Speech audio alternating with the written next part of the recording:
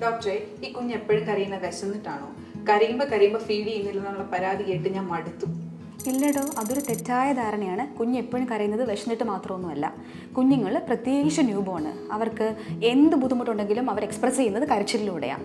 അവർക്ക് urine pass ചെയ്യണം തോന്നുമ്പോൾ, മോഷൻ പാസ് ചെയ്യണം തോന്നുമ്പോൾ, യൂറിൻ പാസ് ചെയ്ത് കഴിയുമ്പോൾ വെറ്റാവുന്ന ഫീലിംഗ് വരുമ്പോൾ, പിന്നെ അവർക്ക് ഭയങ്കരമായിട്ട് ചൂട് അനുഭവപ്പെട്ടാലോ, കൂടുതൽ തണുപ്പ് അനുഭവപ്പെട്ടാലോ, ഇല്ലെങ്കിൽ അവർക്ക് വെറുതെ ഒന്ന് സ്വാഡിൽ ചെയ്യണം, അല്ലെങ്കിൽ ഒന്ന് എടുത്തുകൊണ്ട് നടക്കണം എന്നുള്ള തോന്നൽ വന്നാൽ പോലും അവർ കരയും. ഈ വിശന്നിട്ട് കരയുന്നുണ്ടല്ലോ, ആ വിശപ്പിൻ്റെ പീക്ക് എത്തുമ്പോൾ മാത്രമാണ്.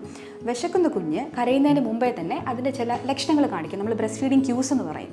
ഒന്ന് അനങ്ങാൻ തുടങ്ങും, കണ്ണൊക്കെ മൂവ് ചെയ്യാൻ തുടങ്ങും, ഈ നുണയുന്ന പോലത്തെ ശബ്ദം ഉണ്ടാക്കും, കൈ വായിൽ വയ്ക്കും. അതൊക്കെ ഐഡൻറ്റിഫൈ ചെയ്ത് നമ്മൾ ഫീഡ് ചെയ്യുകയാണെങ്കിൽ ഈ വിശപ്പ് കൊണ്ടുള്ള കരച്ചിൽ തന്നെ നമുക്ക് അവോയ്ഡ് ചെയ്യാൻ പറ്റും.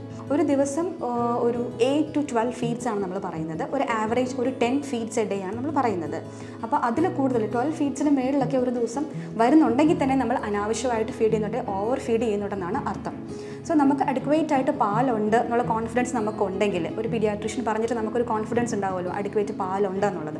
അങ്ങനെ ഉണ്ടെങ്കിൽ നമ്മൾ ലാസ്റ്റ് 1.5 to 2 hours നമ്മൾ ഫീഡ് ചെയ്തിട്ടുണ്ടെങ്കിൽ കുഞ്ഞ് വീണ്ടും കരയുമ്പം അത് വിശന്നിട്ടല്ല, ഈ മുമ്പ് ആദ്യം പറഞ്ഞ മറ്റു കാര്യങ്ങൾ ഉണ്ടോ എന്ന് നോക്കിയിട്ട് അത് അഡ്രസ്സ് ചെയ്തതിന് ശേഷം മാത്രമാണ് നമ്മൾ ഫീഡ് ചെയ്യാനായിട്ട് നോക്കുന്നത്. ഇപ്പോൾ ക്ലിയർ ആയോ പറഞ്ഞത്? സമാധാനമായോ? ഇപ്പോഴും സമാധാനമായി. Thank you. ശരി.